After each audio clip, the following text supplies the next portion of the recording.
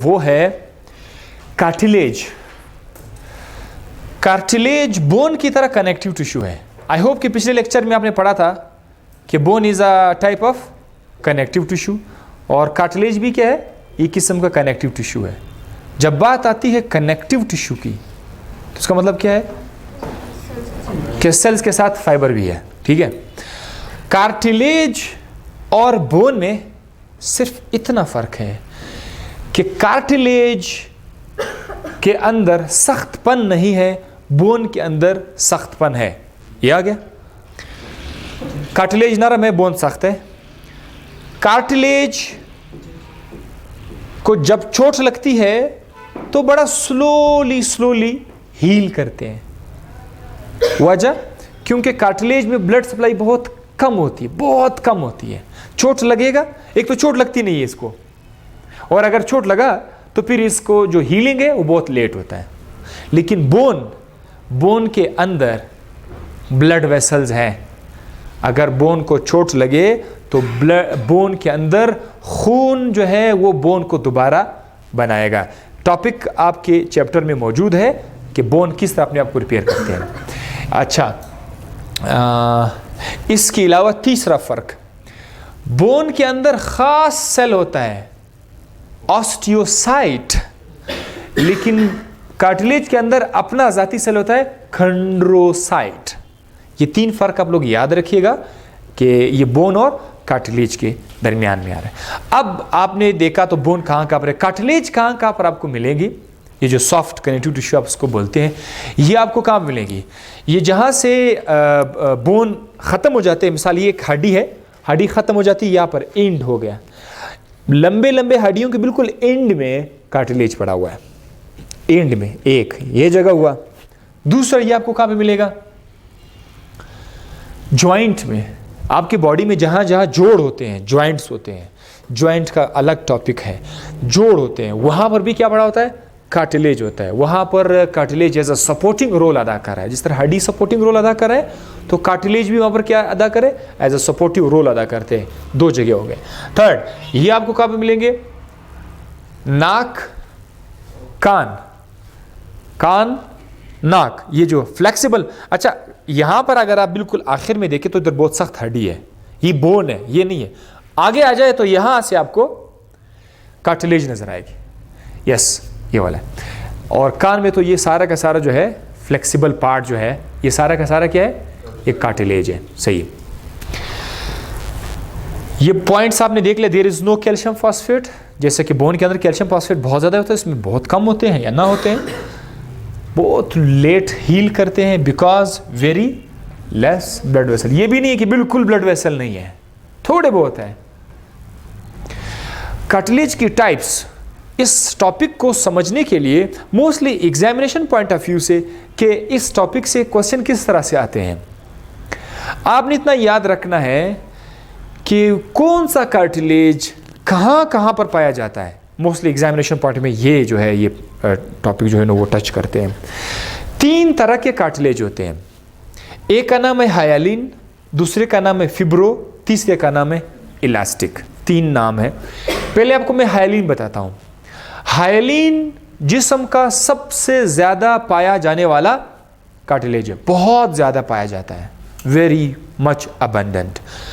और दूसरी बात यह है कि ये जिस फाइबर से बना हुआ है उस फाइबर का नाम है कोलेजन फाइबर्स। मैंने आपको बताया था कि हड्डी के अंदर भी फाइबर्स होते हैं, कार्टिलेज के अंदर भी फाइबर्स होते हैं, दोनों के अंदर फाइबर्स होते हैं, क्योंकि दोनों कनेक्टिव टिश्यू है। जब बात दोनों कनेक्टिव टिश्यू की आ गई है, इसका मतलब ये है कि कार्टिलेज में भी फाइबर्स हैं। कौन कौन से फाइबर है, कोलेजन फाइबर्स है।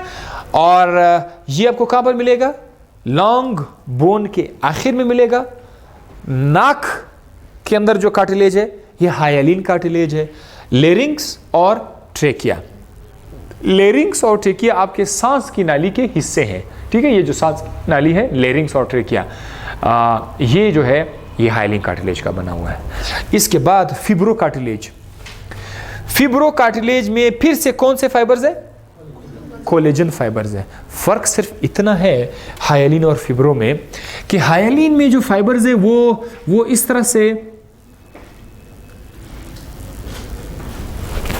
पड़े हुए हैं, लेकिन फिब्रो में वो इस तरह बंडल की शक्ल में, इस तरह से बंडल की शक्ल में पड़े हुए। तो इनमें फ़र्क आ गया, ठीक है। अब ये आपको कहाँ कहाँ पे मिलेगा? इंटरवर्टिब्रल डिस्क, इधर आपको मिलेगा। इंटरवर्टिब्रल डिस्क का मतलब ये है कि आपके कमर की जो हड्डी है, एक लंबी सी जो हड्डी है, जिसे आप लोग वर्टिब्रल कॉलम भी बोलते हैं, जिसे आप लोग बैकबोन भी बोलते हैं। वर्टिब्रल कॉलम दरअसल लगता है ऐसा कि ये एक सिंगल लंबा सा बोन है, नहीं, छोटे छोटे बोन्स हैं जो एक दूसरे के ऊपर पड़े हुए हैं। एक बोन दूसरे के ऊपर पड़ा हुआ है और वो एक दूसरे के ऊपर पड़े हुए होते हैं। इन एक सेगमेंट को डिस्क कहा जाता है, इंटर वर्टिब्रल डिस्क। ये एक हड्डी है वर्टिब्रल कॉलम की, ये दूसरी हड्डी है, इनके बीच क्या पड़ा हुआ है? डिस्क पड़ा हुआ है। इस तरह इनके बीच भी क्या पड़ा हुआ है? डिस्क पड़ा हुआ है। बहुत सारे डिस्क पड़े हुए हैं इन हड्डियों के बीच। इन डिस्क का नाम है इंटरवर्टिब्रल डिस्क। और ये जो डिस्क है ये बना हुआ है किससे? फिब्रोकार्टिलेज। बाज़ औक़ात जब लोगों को मसला होता है कि यार वो कमर में वज़न उठा रहा था या कोई गेम कर रहा था तो डिस्क उसका जो है ख़राब हुआ है, दरअसल वो इस कार्टिलेज की वजह से, ये असल में आपको सपोर्ट दे रहा होता है, लेकिन जब ये अपने हद से, लिमिट से ज़्यादा आप उस पर बोझ लाते हैं तो ये टूट जाता है और बाद में मसला होगा। इलास्टिक कार्टिलेज आपको कहाँ पे मिलेगा? वेयर। एक तो इसके साथ एक पॉइंट में लिखा हुआ है कि ये बहुत ज़्यादा लचकदार है बनिस्बत बाकी दो के, ऊपर वाले जो दो हैं उससे बहुत लचकदार है। वजह क्या है?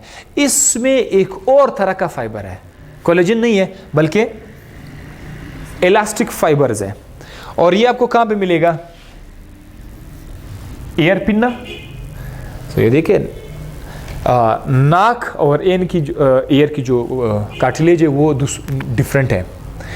ये वाला जो है हाइलिन था, लेकिन ये कौन से है? ये इलास्टिक कार्टिलेज। इसी तरह एपिग्लॉटिस जो सांस की नाली के ऊपर बिल्कुल एक ओपनिंग है, उसको क्या कहते हैं? एपिग्लॉटिस। एपिग्लॉटिस जो है उसमें भी कौन सा कार्टिलेज आ रहा है? इलास्टिक कार्टिलेज आ रहा है। सही। एंड नाउ शिफ्ट करते हैं हम अपने दूसरे टॉपिक की तरफ, जिसका नाम है ह्यूमन स्केलेटन। और ह्यूमन स्केलेटन आपको नेक्स्ट लेक्चर में पढ़ा देते हैं। ज़रा आप लोग ये नोट कर लें प्लीज़, ये आप लोग नोट कर लें। मैं आपको ह्यूमन